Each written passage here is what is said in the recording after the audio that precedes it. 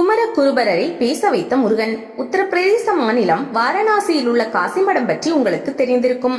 தமிழகத்திலிருந்து சென்ற மாபெரும் மகான் குமரகுருபரர் உருவாக்கிய மடம் அது. சைவத்திற்கும் தமிழ் மொழிக்கும் நிகரற்ற தொண்டாற்றிய குமரகுருபரர் நிகழ்த்திய அற்புதங்கள் ஏராளம். அவரது அந்த அற்புதங்களுக்கெல்லாம் மூல காரணமாக இருந்தது திருச்செந்தூர் முருகனின் அருளாசியாகும். குமரகுருபரரின் வாழ்வில் சுமார் 450 ஆண்டுகளுக்கு முன்பு திருச்செந்தூர் முருகன் நடத்திய திருவிளையாடல் இன்றும் போற்றி புகழப்படுகிறது. திருச்செந்தூர் முருகன் எத்தனையோ பேர் வாழ்வில் அற்புதங்களை நிகழ்த்தி இருக்கிறார். உலகம் போற்றும் ஞானியர்கள் பலர் திருச்செந்தூர் புண்ணிய பூமியில் நடமாடி அருள் பெற்றுள்ளனர். அவர்களின் சைவ சமயம் நாடு முழுவதும் தலைக்குமாறு காசி வரை சென்று மடாலயங்கள் நிறுவியவரும், சிங்கத்தின் மீது ஏறி முகலாய மன்னரை பிரமிக்க வைத்தவரும், பிள்ளை தமிழ் பாடி மதுரை மீனாட்சி அம்மனை மனம் குளிர வைத்தவருமான குமரகுருபர சுவாமிகளுக்கு திருச்செந்தூரிலே முருகப்பெருமான் அருளிய நிகழ்ச்சி அடியார்களுக்கு பக்தி பரவசம் ஊட்டும் நிகழ்ச்சியாகும். சுமார் 450 ஆண்டுகளுக்கு முன்னர் திருச்செந்தூரிலிருந்து சுமார் 28 கிலோமீட்டர் தொலைவில் இருக்கும் ஸ்ரீ வைகுண்டம் பகுதி அந்த காலகட்டத்தில் பாண்டிய நாட்டு திருத்தலங்களுள் மிக சிறந்து விளங்கியது. அங்கு சைவ சமயத்தில் அதிக ஈடுபாடு கொண்டிருந்த சண்முக சிகாமணி கவிராயர் என்பவர் தனது மனைவி சிவகாம சுந்தரியுடன் வாழ்ந்து வந்தார். திருமணமாகி நீண்ட நாட்களாகியும் அவர்களுக்கு குழந்தை பிறக்கவில்லை. இதனால் அவர்கள் மிகவும் கவலைப்பட்டனர். குழந்தை பேருக்காக அவர்கள் தங்களது குலதெய்வமான திருச்செந்தூர் முருகனை வேண்டி வணங்கி விரதமிருந்து வழிபட்டனர். அதன் பயனாக 1615ஆம் ஆண்டு அவர்களுக்கு ஆண் குழந்தை பிறந்தது. ஆனால் ஆண் குழந்தையை பெற்ற மகிழ்ச்சி அவர்களுக்கு நீடிக்கவில்லை. ஏனெனில் குழந்தை பிறந்து 5 வயதாகியும் வாய் பேசாமல் மௌனமாக இருந்தது. தங்கள் அருமை குழந்தையின் மழலை மொழி கேட்டு இன்புற முடியவில்லையே என்று அவர்கள் மிகவும் ஏங்கினார்கள். இதற்கிடையில் கவிராய தம்பதிகளுக்கு மேலும் ஒரு குழந்தை பிறந்தது. முதல் குழந்தை 5 வயதாகியும் பேசாத நிலையில் இரண்டாவது குழந்தை 2 ஆண்டுகளிலேயே கணீர் கணீர் என பேசத் தொடங்கியது. இதனால் 5 வயது நிரம்பிய மூத்த குழந்தைக்கு பேச்சு வரவில்லையே என்று கவிராயரும் அவரது மனைவியும் தவியாய் தவித்தனர். தங்கள் தவிப்பு நீங்க அவர்கள் அந்த மௌன குழந்தையை அழைத்துக் கொண்டு திருச்செந்தூர் முருகன் கோவிலுக்கு சென்றனர். அங்கு கோவில் வளாகத்தில் தங்கி பக்தியுடனும் சிரத்தையுடனும் 40 நாட்கள் கடும் விரதம் இருந்தனர். நாட்கள் உருண்டோடின. 40 நாட்களாகியும் குழந்தைக்கு பேச்சு வரவில்லை. இதனால் அந்த தம்பதிகள் கண்ணீர் விட்டு அழுதனர். முருகா, விடியும் முன் எங்கள் குழந்தைக்கு பேச்சு வராவிட்டால் திருச்செந்தூர் கடலில் விழுந்து மூழ்கி எங்கள் உயிரை மாய்த்துக் கொள்வோம். அதை தவிர எங்களுக்கு வேறு வழி இல்லை என்று கதறினார்கள். மறுநாள் காலை கடலுக்குள் பாய்ந்து தற்கொலை செய்து கொள்ளும் மனநிலைக்கு அவர்கள் வந்திருந்தனர். ஆனால் அவர்களது குழந்தைக்கு தூக்கம் வரவில்லை. அவன் திருச்செந்தூர் முருகன் ஆலயத்தின் வெளிப்பகுதியில் கடலோரத்தில் அங்கும் இங்கும் பார்த்து கொண்டிருந்தான். அப்போது அங்கே திடீரென கண்ணை கூச செய்யும் அளவுக்கு மிகப்பெரிய பேரொளி தோன்றியது. அந்த ஒளியிலிருந்து முருகன் அருட்காட்சி கொடுத்தார். கண்களில் கண்ணீர் சொரிய வாய் பேச முடியாத அக்குழந்தை ஜோதிக்கெல்லாம் ஜோதியான பேரொளியைக் கண்டு தன் இருக்கரம் கூப்பி தொழுதது. புன்னகையுடன் காட்சியளித்த முருகப்பெருமான் குழந்தையை நோக்கி நீ யார் என்று கேட்டார். அதுவரை பேசாமல் மௌனமாக ஊமையாக இருந்த குழந்தை அடியேன் என்று சொல்லி முருகனை தொழுது வணங்கியது. முருகப்பெருமானின் காலடி பணிந்து எழுந்தது. முருகப்பெருமான் குழந்தையை குருபரா என்று அன்போடு அழைத்து நாவில் சரவணபவ என்னும் சடாட்சர மந்திரம் எழுதி ஆசீர்வதித்தார். முருகப்பெருமானின் அருட்காட்சியும் ஆசையும் கிடைத்த அந்த நிமிடம் முதல் அந்த சிறுவனிடம் மாற்றம் ஏற்பட்டது. அவனுக்குள் புதிய ஞான ஒளி பிறந்தது. அதோடு மௌனம் விலகி பேச்சும் வந்தது. அதன் காரணமாக உலக ஞானம் அனைத்தும் கற்காமலேயே அந்த சிறுவனுக்கு தோன்றியது. திருச்செந்தூர் முருகன் பூ ஒன்றினை காட்டி சிறுவனை பார்த்து சைவம் தழைக்க பாடுக என்று கூறி மறைந்தார். இதைத் தொடர்ந்து 5 ஆண்டுகளாக பேசாமல் இருந்த சிறுவன் பேசத் தொடங்கினான். முருகா முருகா என்று அவன் வாயிலிருந்து வார்த்தைகள் வந்து விழுந்தன. பொழுது விடிந்தது.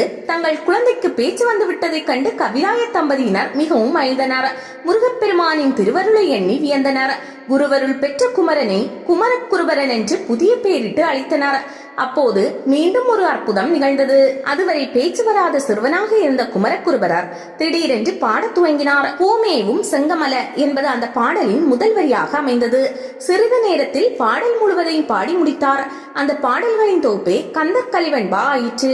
முருகப்பெருமானின் பெருமையை புகழ்ந்து பாடுவதில் கந்தர் கலிவெண்பா சிறந்து விளங்குகிறது. திருச்செந்தூரில் எழுந்தருளி இருக்கும் கந்த கடவுளை கலிவெண்பாவால் பாடியதால் திருச்செந்தூர் கந்தர் கலிவெண்பா என பெயர் பெற்றது. கந்தர் கலிவெண்பாவினுள் குமரக்குருபரர் சைவ செந்நெறி கொள்கைகளை தொகுத்து கூறியிருப்பது போல பிறர் எவரும் சொல்லவில்லை என பேரறிஞர்கள் கூறியுள்ளனர். இது ஒரு தோத்திர நூல். 122 பாடல்களை உடையது. தொடக்கத்தில் 36 பாடல்களில் சைவ சித்தாந்த கருத்துக்கள் எடுத்துரைக்கப்படுகின்றன. பரம்பொருளும் முருகப்பெருமானும் வேறில்லை என்பதை உணர்த்தும் வகையில் கூறப்பட்டுள்ளது.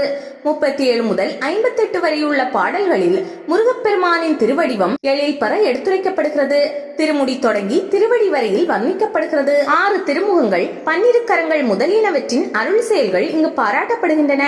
59 முதல் 65 வரை உள்ள பாடல்களில் இறைவன் அண்ட சராசர தொகுதி முழுவதிலும் பார்க்குமிடம் எங்கும் நீக்கமர நிறைந்திருக்கும் அருள்வள காட்சி இடம்பெறுகிறது. 66 முதல் 74 வரை உள்ள பாடல்களில் இறைவனது 10 வகை அரசு உறுப்புகள் கூறப்படுகின்றன. இது திருத்த சாங்கம் எனப்படும். 75 முதல் 110 வரை உள்ள பாடல்களில் கந்தபுராண வரலாற்று செய்திகள் சுருக்கி சொல்லப்படுகின்றன. 111 முதல் 122 வரை பாடல்களில் முருகப்பெருமானிடம் வேண்டுகோள்கள் இடம்பெறுகின்றன. இவ்வாறு இச்சிறிய நூலில் இறை இயல்பும் முருகனின் பெருவடிவும் திருத்த சாங்கமும் கந்தபுராண சுருக்கமும் வேண்டுகோளும் முறையே அமைந்து விளங்குகின்றன. 111 முதல் 122 வரை உள்ள பாடல்களில் காணப்படும் முக்கிய அம்சங்கள் வருமாறு: 6 திருத்தலங்களையும் தரிசித்து சடாட்சரத்தை அன்போடு சொல்லுபவர்களுடைய உள்ளத்தில் குடிகொண்டு வாழ்பவனே, திரு சீரலவாய் என்னும் செந்தில் பதியை காக்கும் செவ்வேளே, கோடிக்கணக்காக வரும் பிறவி பகையும் அகல மரணமும் பல கோடி இடையூறுகளும் பலவான நோய்களும் பல கோடியான பாவ செயல்களும் சூன்யமும் பாம்பும் வலிமையுடைய பூதமும் தீயும் நீரும் போர் செய்யும் படையும் தீமை நீங்காத கொடிய விஷமும் துஷ்ட மிருகம் முதலிய எவையும் எவ்விடத்தில் ஆயினும் எம்மை வந்து எதற்குமாயின் அவ்விடத்தில் மயில் வாகனமும் 12 திருத்தோள்களும் கூறிய வேலாயுதமும் சுச்சை அணிந்த அழகிய இடுப்பும் சிறிய திருவடிகளும் சிவந்த அழகிய கரங்களும் 12 கருணை பொழியும் கண்களும் 6 திருமுகங்களும் எதிரில் தோன்றும் படியாக எழுந்தருளி நேரும் இடர்களை எல்லாம் தூளாக்கி எவ்வரம் கேட்பினும் அவ்வரத்தை தந்து மகிழ்ச்சியோடு என் உள்ளத்தில் புகுந்திருந்து பல வகைப்பட்ட காவியங்களின் தொகுதியும் தமிழ் புலமையும் தந்தருளி நல்லொழுக்கத்தையும் உதவி இப்பிறப்பில் உண்டாகின்ற அகப்பற்று புறப்பற்று ஆகிய இரண்டனையும் நீக்கி மும்மல்ல தொடர்புகளை அகற்றுவித்து அடியாருடன் கூட்டுவித்து அவர்கள் அனுபவிக்கும் பேரின்பத்தை அடியேனும் அனுபவிக்க செய்து திருவடி தொண்டனாக ஆட்கொண்டருளி அடியனாகிய எனக்கு ஆண்டவனாகிய நீ முன்னின்று திரு அருள் புரிவாயாக. இவ்வாறு கந்தக்கலிவெண்பாவில் குமரக்குருபரர் முருகனிடம் வேண்டுகோள் விடுத்துள்ளார். இதை பாட பாட புண்ணியம் அதிகரிக்கும் என்பது ஐதீகம்.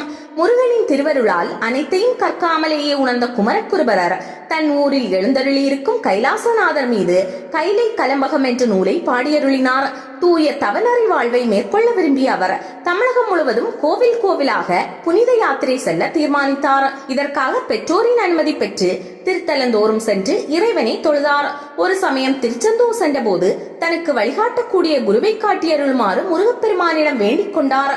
உனது குருவை நீ காணும் போது அவரது கேள்விக்கு பதில் சொல்ல இயலாத நிலை ஏற்பட்டு நீ மௌனமாகி அவரையே உனது குருவாக கொள்வாய் என்னும் முருகனின் அருள்வாக்கு அவருக்கு கிடைத்தது. திருச்செந்தூர் முருகன் உத்தரவுப்படி குமரக்குருபரர் விரைவிலேயே தன் குருவை கண்டுபிடித்தார்.